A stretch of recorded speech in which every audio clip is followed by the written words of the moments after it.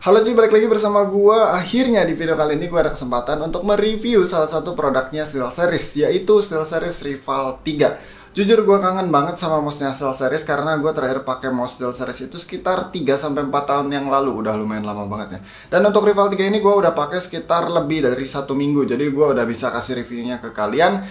Yuk sekarang langsung mulai aja reviewnya. Seperti biasa gua akan start dari kelengkapannya dulu. Kelengkapannya simple banget. Yang pertama kalian dapat boxnya yang bentuknya kecil banget. Terus ada manual book kecil juga sama. Terus ada satu buah kartu garansi dari AAA dan satu unit mouse-nya. Nah, si Rival 3 ini menganut aliran right hand ambidex yang sebenarnya bodinya itu sama antara bagian kanan dan kiri kecuali untuk bagian side buttonnya. Dimana untuk di bagian kiri ada mouse button 45 tapi di bagian kanannya ini polos, nggak ada tombol tambahan sama sekali.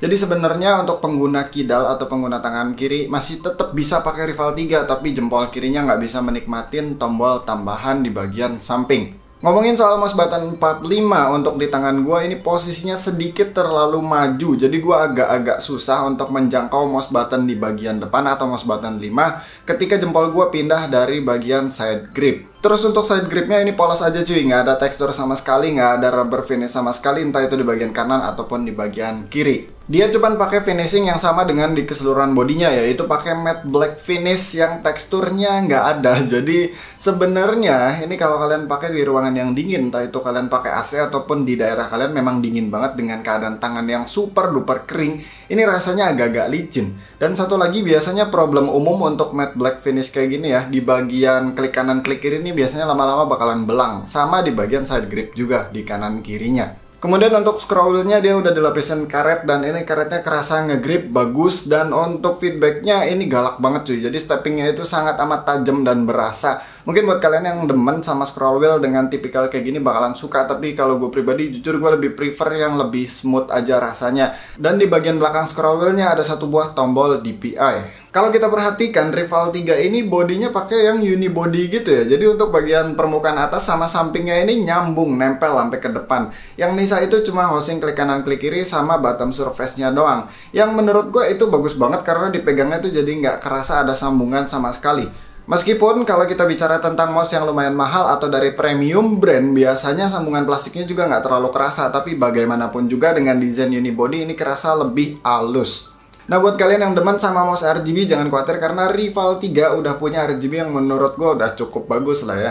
Dia ada dua posisi ya di logo SteelSeries-nya, sama di bagian bawah kayak semacam LED strip dan bikin efek underglow. Gue demen sama diffusing cahayanya yang udah termasuk rapih juga, dan kalau kalian pasang untuk warna-warna yang gradient pun ini gradiennya udah termasuk smooth banget.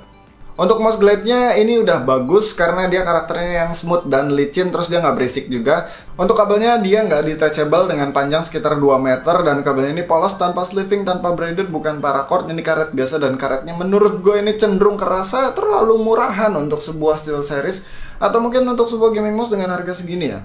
Dan kabelnya ini memiliki performa yang menurut gue nggak bagus-bagus amat karena gue masih mendapatkan isu nyangkut. Terus ya kabel kayak gini udah kelihatan juga, masih kelihatan keritingnya, nggak kayak paracord yang super duper lentur. Jadi gue rasa kalau kalian mau lebih enak lagi harus punya mouse bangi. Terus untuk USB headernya dia belum pakai gold plate. Untuk beratnya Rival 3 ini masih di bawah 80 gram yang bisa disebut sebagai lightweight gaming mouse. Overall dari semua yang gue sebutin, dengan format yang dibawa oleh Rival 3 ini masih bisa memberikan grip yang nyaman untuk di tangan gue dengan tipikal gue yang pakai palm grip ya. Oke, sekarang masuk ke sesuatu yang lebih serius lagi, yaitu tentang switch-nya. Gue udah cari-cari dan gue nggak menemukan sebenarnya ini switch bikinan siapa. Entah itu Omron, Huano, Kail, Cherry, atau TTC, gue juga nggak tahu. Tapi disebutnya itu sebagai SteelSeries switch, udah gitu doang. Yang jelas ini lifespan-nya bagus banget karena bisa sampai 60 juta kali klik. Dimana biasanya mouse yang harganya segini itu paling di 50 juta atau bahkan ada yang 20 juta kali klik juga. Dan untuk karakternya dia ke arah yang smooth, kalem, adem, tackle-nya berasa tapi cukup lembut, dan suaranya ini cenderung adem. Untuk travelnya sendiri nggak terlalu tinggi dan responnya cepet.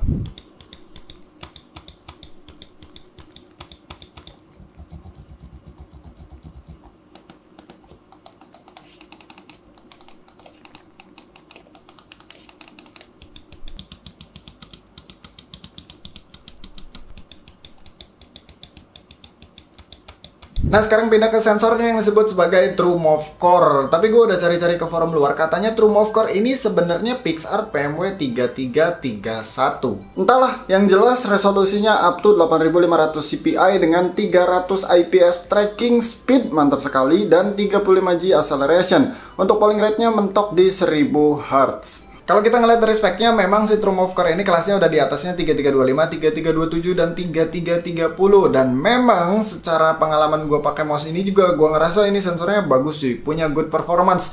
Dia trackingnya cepat dan akurat juga. Jadi ini udah sanggup banget untuk diajak main kompetitif game. Kecuali kalian mungkin abang jago yang udah di level dewa, tracking speed 300 IPS itu kurang, gerakan flicknya udah nggak kelihatan kemana, ya kalian harus beli mouse yang lebih mahal lagi ya. Tapi sayang sekali menurut gue ada satu hal yang agak kurang dari si Rival 3 ini, yaitu lift off distance atau LOD yang kerasa lumayan tinggi.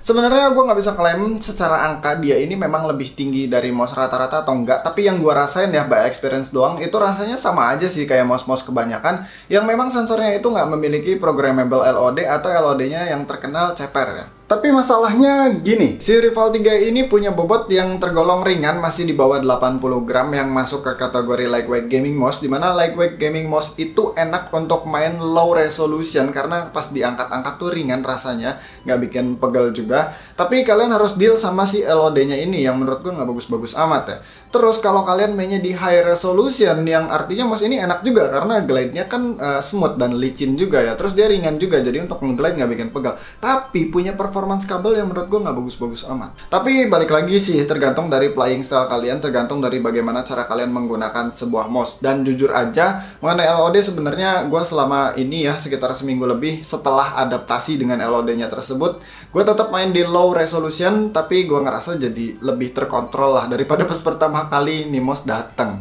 Oke, yang terakhir seperti biasa gue akan bahas softwarenya, dan Rival 3 pastinya pakai SteelSeries Engine 3 dong. Yang pertama ada pengaturan untuk key assignment, di bawahnya ada pengaturan macro editor, terus di bagian kanannya ada pengaturan untuk CPI level dengan maksimal 5 slot dan bisa dihapus juga. Terus di bawahnya lagi ada pengaturan untuk acceleration, deceleration, angle snapping, dan polling rate. Untuk atur lampu-lampunya ada di menu illumination dan isinya standar lah ya, ada pengaturan mode, warna, speed transisi, dan yang lain-lainnya. Oke, gue rasa reviewnya cukup, dan untuk harganya gue cek di marketplace, Rival 3 ini rata-rata dijual dengan harga Rp590.000. Dan kesimpulannya Rival 3 ini udah memiliki value yang bagus banget. Untuk di harga 500 ribuan dapat desain yang oke, build quality juga oke, kecuali bagian kabelnya. Terus dari segi performance juga bagus cuy, karena kalau kita ngeliat sensor only ya, ini bisa dibilang di atas rata-rata. Karena kebanyakan brand-brand sebelahnya yang ngejual mouse dengan harga 500 ribuan itu punya sensor yang kelasnya memang di bawahnya si TrueMove Core. Tapi again, itu dari sensor only, dan orang beli mouse nggak melulu lihat sensornya doang, atau sensor itu bukan menjadi prioritasnya juga.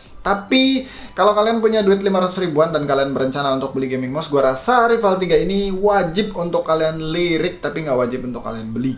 Oke, itu aja videonya. Thank you udah nonton. Sampai ketemu di video selanjutnya. Bye.